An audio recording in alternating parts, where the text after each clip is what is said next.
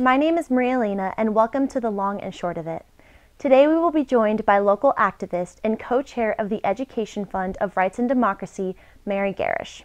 We will be discussing the newly proposed street mural that was recently approved by the Select Board. Hi, as Elena said, I'm Mary Garish. I grew up in Detroit, and I learned very early that we need a lot of systemic changes in our country. So the first question I had was, how did you get involved in this project, and how did you get involved with the All Black Lives Matter mural, which is now the Black Lives Matter mural? Right. So the way that I got involved with it is that we have, at the time that the IACP was holding their inquiry into police tactics here in Bennington and practices, it appeared that when they were having public meetings, most of the people of color in the community weren't going and telling their stories. At RAD, we knew, because many of them are our members, that that was because of the fact that they were afraid to tell their stories. Because if they told their stories in public, they were afraid they would be penalized for it. So we needed to provide a safe place. So Rights and Democracy had a private forum with the IACP representatives in a safe space. Oh, I'm sorry. Don't worry. In a safe space.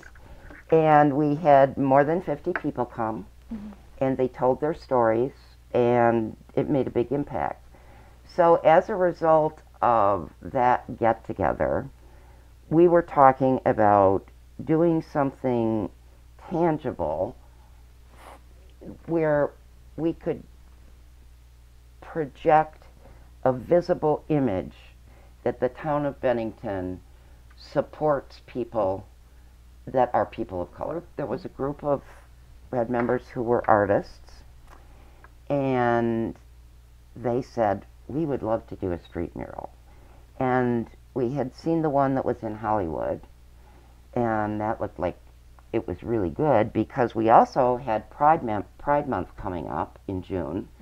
I know it's past that now, but this was back in like the end of April or beginning of May. So we thought it would be great if we could have something similar to Hollywood, and it would have All Black Lives Matter, emphasizing the all for the LGBTQA plus people, and that there, like the Hollywood one, there would be a fist, a trans fist in one of the letters. Then our local artist in a pride flag on some of the rainbow colored letters. And then our local artist designed it so that the I would be the Bennington Monument, hoping that it would give a town identity to the statement, and some green mountains underneath. How did the name change then from All Black Lives Matter to recently been modified to just Black Lives Matter? So what happened was a lot of black people in the community were fearful that someone was going to paint over the black so it would say All Lives Matter, because there were a lot of people in the community doing that. The second thing was that since we're way beyond Pride Month now, because there's actually a statement on the BLM website saying All Black Lives Matter, and they go into talking about LGBTQA plus folks. So that wasn't kind of as critical because we weren't doing it during Pride Month. So we put out a series of emails and messages to not only all the people on the mural committee, but also the people that are on the civilian oversight work group of RAD, because it's sort of connected, as well as a lot of people, a lot of black people in the community, to make sure they had their way in. And we said, if anybody minds changing it, please let us know within 48 hours. Nobody has objected, so so that's a good thing. We we want to have it be a celebration of Black Lives Matter. So we have one of our artist friends has several musician friends who can play live music, and then we will put out, when we settle on a date, first we got to order the paint and supplies, and we're not sure whether we can get them right away or whether it takes 2 weeks, so we can't really set a date yet. And once we know when we're going to get the paint, then we will give the town a couple different proposed dates, just because we don't know what else might be going on in town at that point. And then once we get the final date, which should be all a short period of time with all this going on, then we will publicize the event and invite people to come and participate. We already have numerous Black families that want to come, and also a lot of white families who think it's important for their children to help produce this mural. So how many volunteers do you have so far, and how are they selected? The artists are going to help people like me by painting an outline of the letters and the decorations and all that other stuff. Okay. And then we will have people paint. And I don't know the exact number, but I know we have at least so far 60 people who want to help paint. Wow.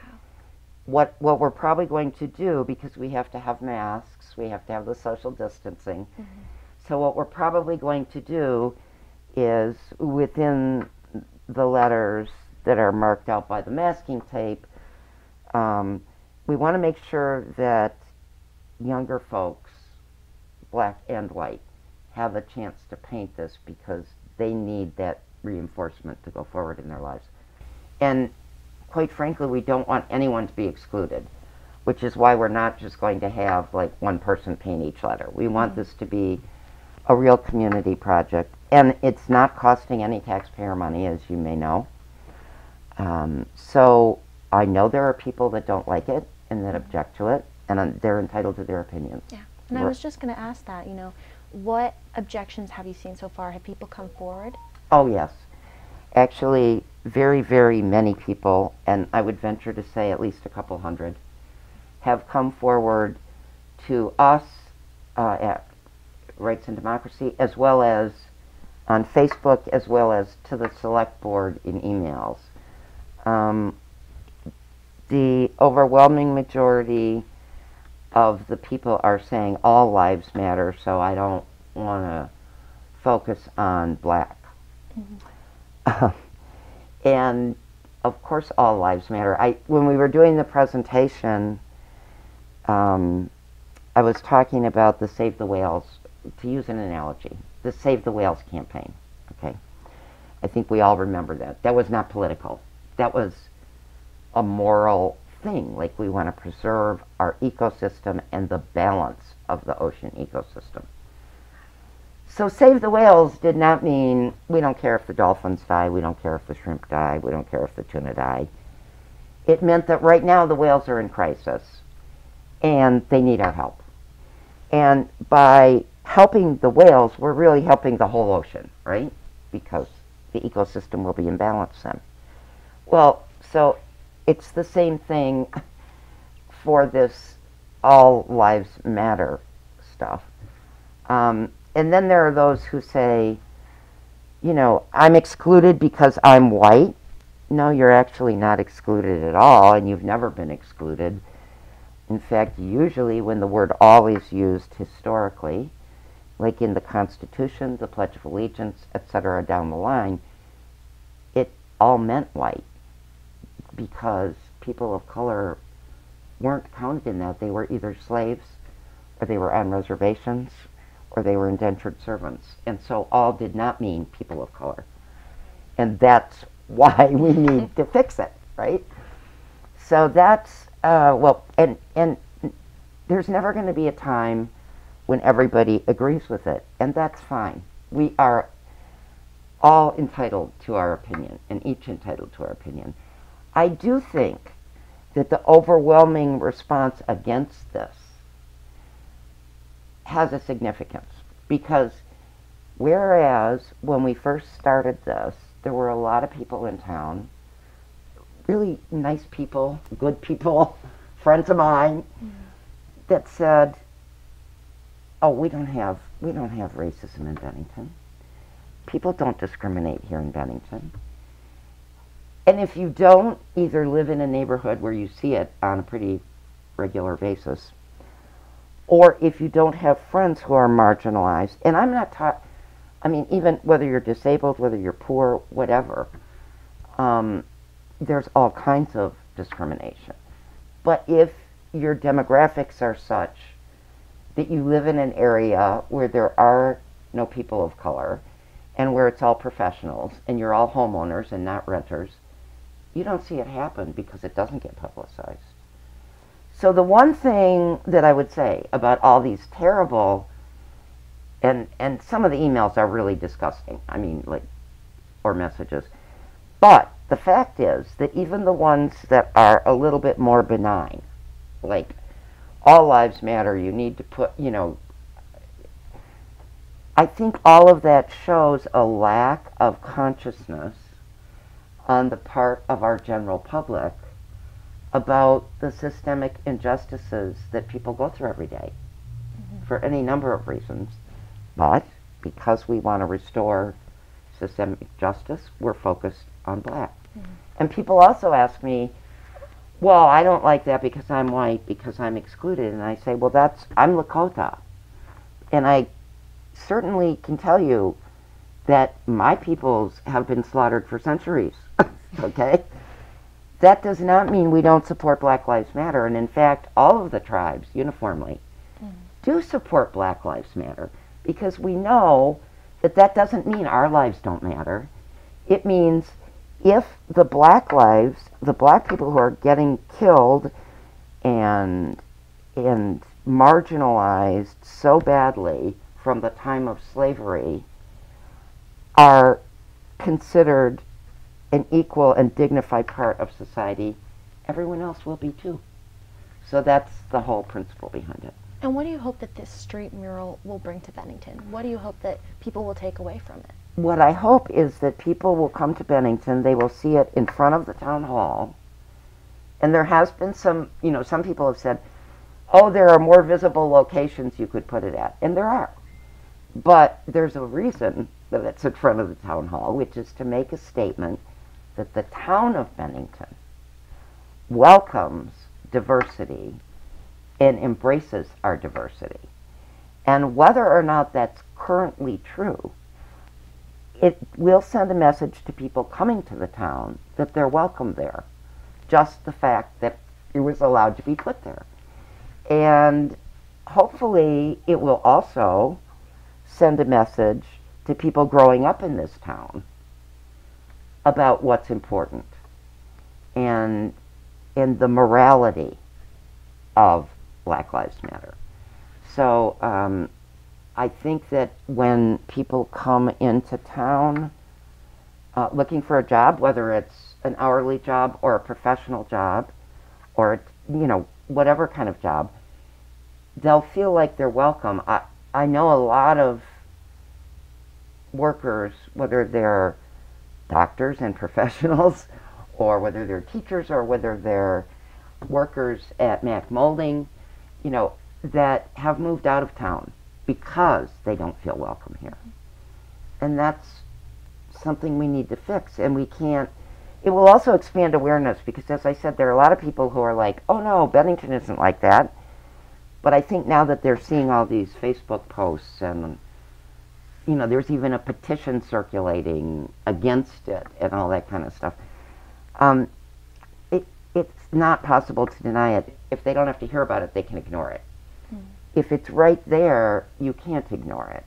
And I believe that the majority of people will do the right thing and embrace it. Yeah. And like going off of what you're saying about the lack of diversity we have here, according to the U.S. Census in 2019, Maine actually passed this up, but we used to be the whitest state in the United States, we did. And we are now the second whitest state in the United States.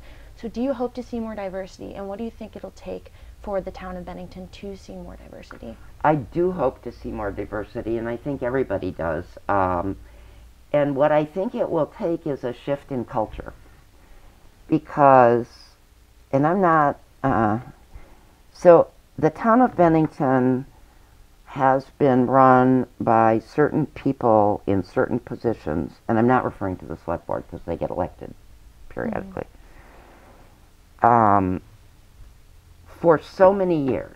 And I'm going to use Chief Doucette as an example, although this is not personal about Chief Doucette. I have nothing against him as a person, but he has been in that job for so long that I'm sure it would be hard for him to see any inequities. And when new officers come in, they get embedded in this culture of the fact that if you're poor or in any other way marginalized, disabled, of color, you aren't, the chances that you're committing a crime are greater. This isn't something they consciously think. I'm not accusing them of that. I'm not saying, oh, you're black, I want to find something on you. I mean, maybe they do, but that's not what I'm saying here. What I'm saying is that it's just become a culture. And that if you grew up in this town and they know your family, if your family has a family history where somebody had criminal behavior, you're probably a bad person. But if they know your family and your family is a good family, then, oh well, if you make a mistake, it's a mistake, right? So, and it's probably an overbroad generalization, but I'm trying to just make the point that when those kinds of subcultures continue and are perpetuated, there's no way to make a change. Rutland, for example, got a new police chief, and they looked outside of the town of Rutland because they had had the same police chief for so many years. They got a new police chief, and the community policing and all that changed incredibly because, as the ICP said, the police are supposed to be guardians, not warriors. And actually, when I was growing up in Detroit, for the most part, in terms of the community police, I'm not talking about during the riots or during demonstrations, but the community police, we had beat cops, and there were 2 or 3 of them that alternated, and everybody knew them. And, you know, if they saw 2 boys arguing and shoving each other and stuff, they didn't put them in handcuffs. They said, cut it out right now, or I'm taking you home to your parents. And they would, you know. Or if I was in trouble and I was 2 blocks away from my house, I could go to that beat cop and say, hey, you know, so-and-so is blah, blah, blah. That's a whole different story than driving around in a patrol car isolated from the community and not having any relationship with the community. So we're hoping that community policing will catch on here like it did in Rutland because it's made an incredible difference up there. Yeah. And, you know, you talked about how there is opposition and that some members of the community are worried that people might paint over, you know, the black and just put all lives matter. So is there anything that you can do to almost prevent that? Yes, we actually have some plans in place, and I hope they prevent it. And one of the things that the select board talked about was making sure that the cameras that are down by the town hall can see, if you will, or photograph, whatever the right word is, the mural, and if not, either moving or installing one, so that there would be a filmed record of anybody doing that. We also have set up the team that conceived of the mural. We're going to give the town, we're each going to be on call for like a day or 2 days. We haven't sorted out the details, but which is a 24/7 thing. And the town, the police department, will have the phone number of who's on call at that time. And if there is any defacement to the mural at all, they will call that person immediately. That person will call the rest of the team that's on to help repair paint and go down and do it. And I do anticipate that we may not have that if with the cameras, and also with the location being so close to the police station. I think that will maybe keep people away from defacing it, but those are the plans. And the our paint supplies and brushes and things like that will be kept in a secure location right near the mural, so that we would have access to them to repair it right away. So if people in the community want to volunteer, how can they reach out? How can they give their support? There are two ways. We've been getting a lot of messages on our Rights and Democracy of Bennington Facebook site, and we're keeping a record of those. The other thing is, as soon as we get a date, we're going to put out a public notice both on Facebook and probably printed flyers, front porch forum, wherever that we can, to publicize it, and let people know who to call if they want to actually do painting, versus you don't have to call if you're just going to show up for the celebration and listen to music and that kind of stuff. But if you actually want to do painting, so that we know approximately how many people we have, so that we can manage sections of the painting. And obviously, if we had way too many people, we would want a parent and children to be sure to paint, particularly families of color, also white families, because those children need to be imbued in that culture too. Yeah. Well, thank you so much, Mary. This has been great, very insightful. Thank you so much. Thank you. As the late Representative John Lewis said, "Never ever be afraid to make some noise and get into good trouble, necessary trouble." Today with Mary Garish, we talked about Bennington's new progressive steps to increase diversity and increase inclusion. But we also acknowledged the objections that have arisen by the community, and it's become apparent that there still is discrimination in our small town of Bennington. With Vermont being the second whitest state according to the U.S. Census in 2019, we need to bring more people of color to our small town. That's all for our episode today. Thank you so much for watching, and we look forward to seeing you again next week.